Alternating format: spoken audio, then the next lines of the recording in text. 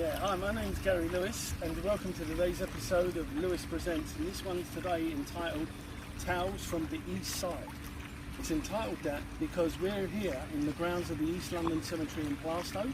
It was founded in 1871, it opened in 1872, and now there's 33 acres of graves here, memorials to the rich, the famous and the not so well known. So come on a journey with me today and welcome to today's episode of Lewis Presents.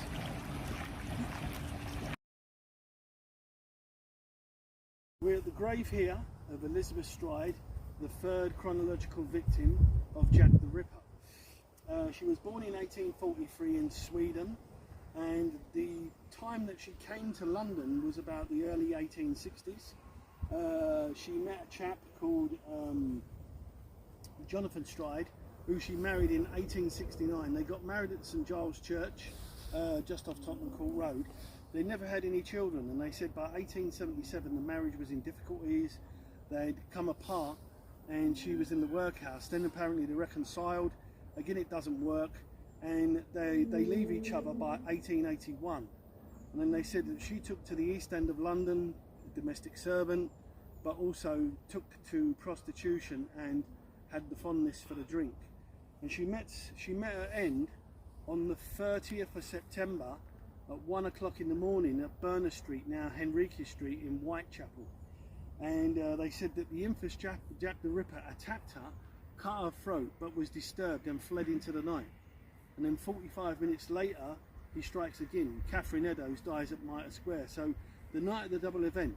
But when Elizabeth Stride was attacked, an eyewitness came forward. His name was Israel Schwartz, and the police detective had Aaron Kosminski in custody, and he said to Israel Schwartz, "Is that the man who attacked Elizabeth Stride?" He said, "That's the man." He said, "Will you testify?" He said, "No," and they let him go. I believe they had Jack the Ripper, Aaron Kosminski, and on the 6th of October 1888, Elizabeth Stride was buried here, basically in a pauper's grave. And it wasn't until 20 years ago where the East London Cemetery here paid for a wonderful grave that she has now.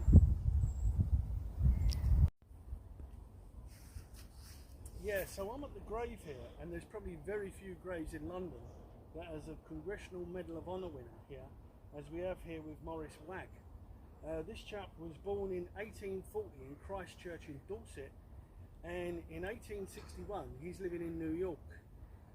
And he gets the call that he wants to enlist in the United States Navy. He fights on the side of the Union to abolish slavery, and it all happens on the 30th of December 1862. He's at Cape Hatteras, and the ship he's on, USS Rhode Island, sees that the USS Monitor is in trouble, it's sinking.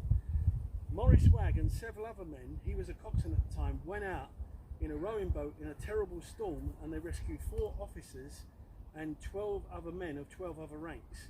For this heroism, he was recommended for the Congressional Medal of Honor.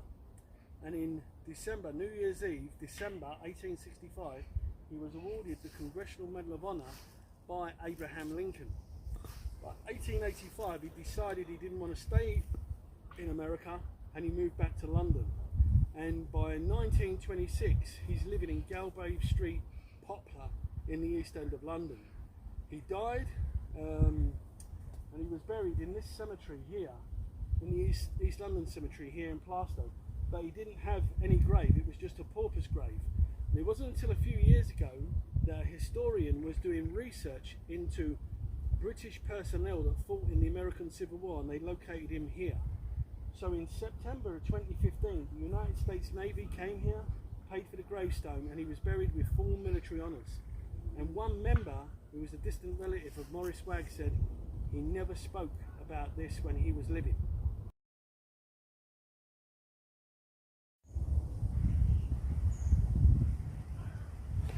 Okay, we're now in the middle of the East London Cemetery. We've come across this war memorial, and it's basically dedicated to the 10 German spies they executed in the Tower of London during World War I.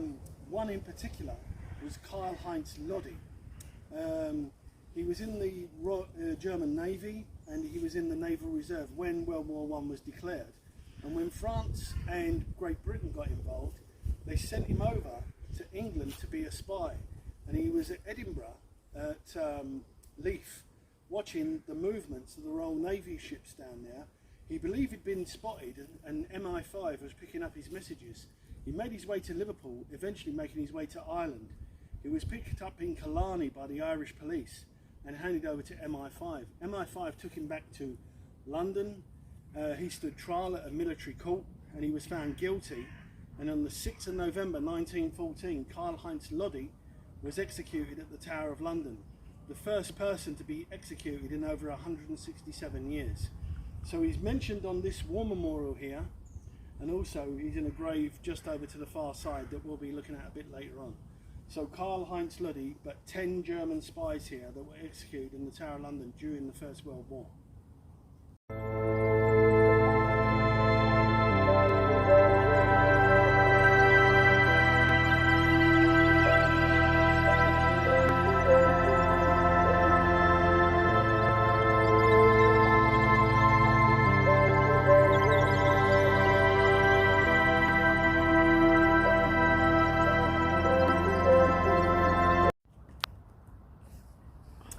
Yeah, so I'm at the memorial here to the victims of the Hallsville Road disaster, what happened on the 10th of September 1940. They say the Bethnal Green tube disaster was the worst civilian disaster of World War II. I tend to disagree. This was the worst civilian disaster. On the night of the 10th of September 1940, in Hallsville Road Primary School in Canning Town, there were over 600 people, men, women and children, and Royal Navy personnel awaiting evacuation. Problems happened. There was a communication breakdown. The buses that were sent to collect them went to Camden Town. So the buses went in the wrong direction, so it meant that the people had to spend the night in the school in an area that was suffering heavy bombing. It was part near the docks area of Silvertown in Canning Town. During the night of the 10th of September, a German parachute mine landed on the school, split the school in half, and they said that over 600 people lost their lives. Men, women, children and Royal Navy personnel were using it as an air raid shelter. The rescue services quickly sprang into action. My grandmother had one of her relatives working there, and they said because they were bringing out so many bodies of women and children, he broke down, and I've heard that more than once. After a week, they just decided to no longer bother with the rescue operation and decided that was that. And then they tarmacked over the whole area and rebuilt the school in 1948 as the Hallsville Primary School. But they say today, even then, now, at that school, there's sightings, there's you know, ghostly hauntings happening in the evening down there. But the school still remembers those that lost their lives. And if you see here, this actual wreath saying, "You are loved," from the school children at Hallsville Primary. So they're still remembered to this day, and this is a memorial to the worst civilian disaster that happened during World War II.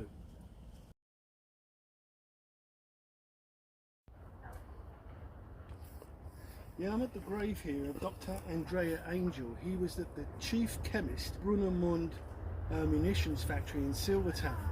He went there as part of the war effort in 1915. He was reserved occupation, so they sent him to the munitions factory in Silvertown. It was opened in 1915. Prior to that, it was closed in 1912 as a caustic soda factory. But the War Office decided to put a munitions factory into a heavily built up area, Silvertown, which had a population then in the recurring areas of 250,000 people. Dr. Andrea Angel comes into his home. He's the hero of the Silvertown disaster that happened in 1917. On Friday the 19th of January 1917, he was working in his office when a woman came in and said that fire broke out at the melt pot part of the factory.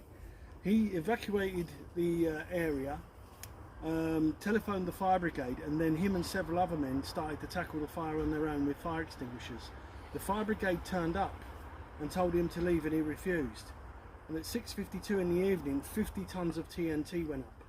They said that anything within a 400-yard radius vanished. 900 homes vanished. 70,000 homes suffered bomb damage. 73 people died, over 400 were injured, and when this explosion happened, it was so fierce it blew out the windows of the Savoy Hotel in London. The tremors were felt as far away as Norwich, and the fire was visible in Maidstone in Kent. Dr. Andrea Angel, his body was found a week into the rescue, but all that was found was basically his chest and his shirt. He was buried here in 1917, and he was awarded the George Medal for his actions. He's also got a plaque at his house in Oxford, and the government again covered this up for 40 years. They said that it was sabotage, that a German spy got in and blew the place up.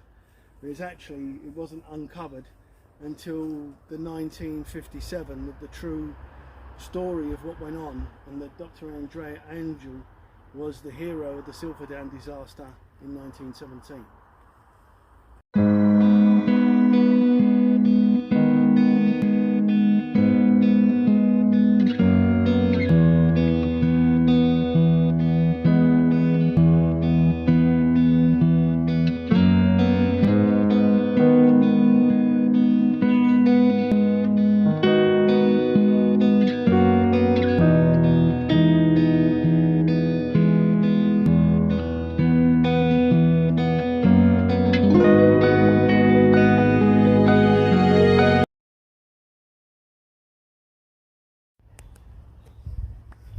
Yeah, so where I'm at now, this is the grave to 18 school children that died in the Upper North Street bombing on the 13th of June 1917.